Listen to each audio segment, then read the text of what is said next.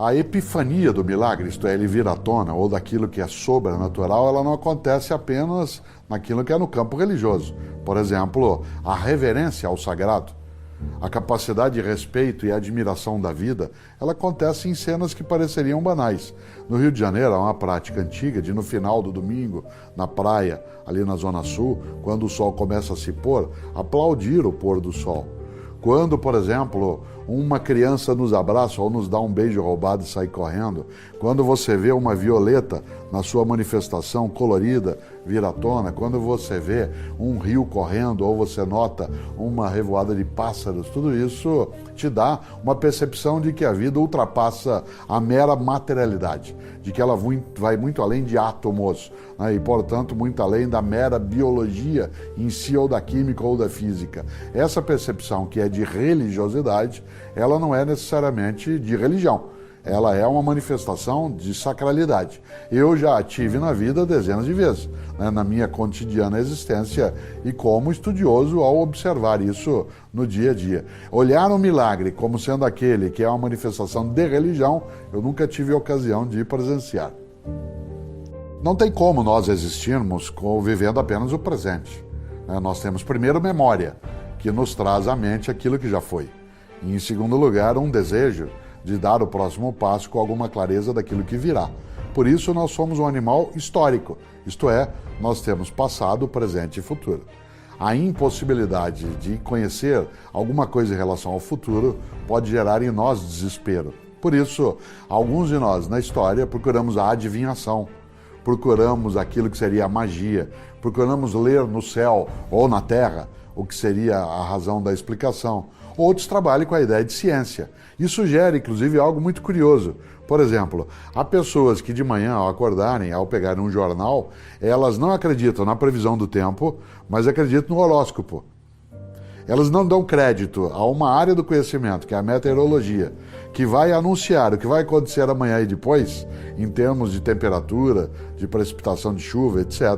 Mas ela olha um horóscopo que não tem de base uma fundamentação empírica, embora faça parte da história, e dá a ele credibilidade. Por isso é uma questão de escolha, mas nós nunca ficamos fora da necessidade de olhar nossa história, passado, presente e futuro.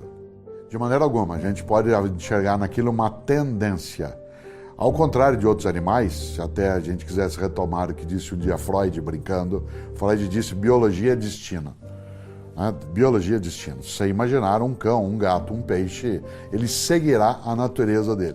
E essa natureza, ela não é mexível por ele mesmo, só pelo ambiente ou por uma mutação genética, como lembrou o Darwin.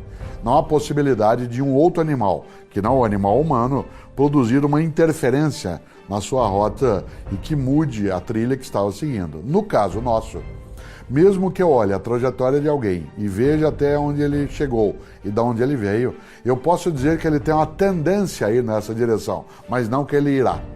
Nós somos capazes de mudar de rota a qualquer momento, seja em direção ao positivo, seja em direção ao negativo. Isto é, nem o passado condena e nem o passado é um salvo-conduto para a reputação ilibada de alguém. Qualquer um de nós e qualquer uma é capaz de ter liberdade de escolha naquilo que fará. Também é um dos nomes do livre-arbítrio, né? A ideia de livre-arbítrio está muito conectada a uma percepção religiosa. No primeiro momento, ela vem à tona a partir das discussões da Reforma Protestante, né, no século XVI, com Martinho Lutero, embora seja um conceito anterior, e ela rompe uma lógica que é a do mundo greco-romano clássico.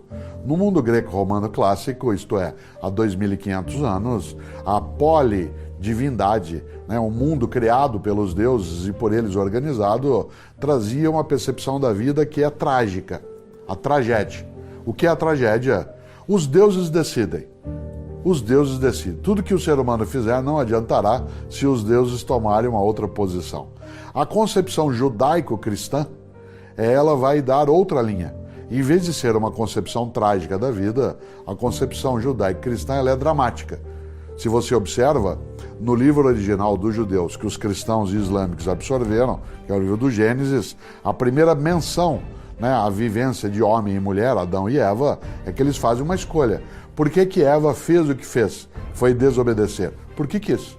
Ela não foi obrigada a fazer. Ela fez porque quis. Por que Adão foi parceiro dela nessa ruptura à obediência? Porque ele quis. Ele poderia não fazê-lo. Nesse sentido, a ideia de livre-arbítrio, ela está na origem da concepção dramática da vida com os judeus. Ela vai vir à tona mais tarde com uma força teórica, inclusive teologicamente, com a Reforma Protestante, né, e ganhará, claro, a dimensão no século XX e XXI, sendo a marca da liberdade humana. Nós escolhemos. Por isso, vida, acima de tudo, é escolha, não é fatalidade. A melhor coisa é que nós somos capazes de ter dúvida. Afinal de contas, é a dúvida que te coloca na possibilidade de outras escolhas. É necessário muita cautela com pessoas que não têm dúvidas. É claro que você e eu não podemos ser alguém que não tem dúvidas nunca e nem que só tem dúvidas. Mas não ter dúvidas é sinal de falta de informação. Há um grande carioca, infelizmente, falecido em março de 2012, Milor Fernandes. Milor dizia: se você não tem dúvidas, é porque está mal informado. E desse ponto de vista, a dúvida, quando colocada com reflexão, com consciência, ela ajuda a refazer, reinventar. A ciência, a arte, a filosofia, a religião avançam por causa da dúvida, não por causa da certeza. A certeza nos deixa onde já estávamos. A dúvida é que nos permite ir adiante. A dúvida, ela é um tropeço. E esse tropeço pode ser algo que leva alguém à queda ou ganhar impulso para dar um movimento nessa direção ou na outra. Por isso, a dúvida, ela é uma forma, né, de obstáculo. E esse obstáculo pode nos ajudar a mudar de rota. Dependerá muito da religião. Há religiões que são sapienciais, isto é, aquelas em que você tem uma força de crença religiosa para poder viver melhor, refletir melhor. Portanto, como o budismo, né, como parte daquilo que é o hinduísmo, uma parcela do shintoísmo, elas são sapienciais, estão ligadas à sabedoria. Você as tem, né, para poder ter escolhas que sejam muito mais refletidas, muito mais meditadas. Outras religiões são religiões normativas, prescritivas, como é o caso das religiões do livro, né? O judaísmo, o cristianismo e o islamismo. Todas as três têm normas escritas, inclusive têm mandamentos fechados. E nesse sentido, ou você se enquadra, né, naquilo que está, né, na Torá, né, dentro dos hebreus, ou está na Bíblia cristã, ou está, né, no Corão dos muçulmanos, ou você está fora. Aí, desse ponto de vista, dependerá muito. Há pessoas que têm uma religiosidade que as deixa muito mais livres. Isso não significa libertinas, perdidas, mas mais livres para a escolha. Outras nem sempre. Agora, toda religião é a escolha de um caminho. E se você escolhe um caminho, você exclui todos os outros. Desse ponto de vista, não há como fazer escolha sem exclusão. Toda escolha é uma exclusão.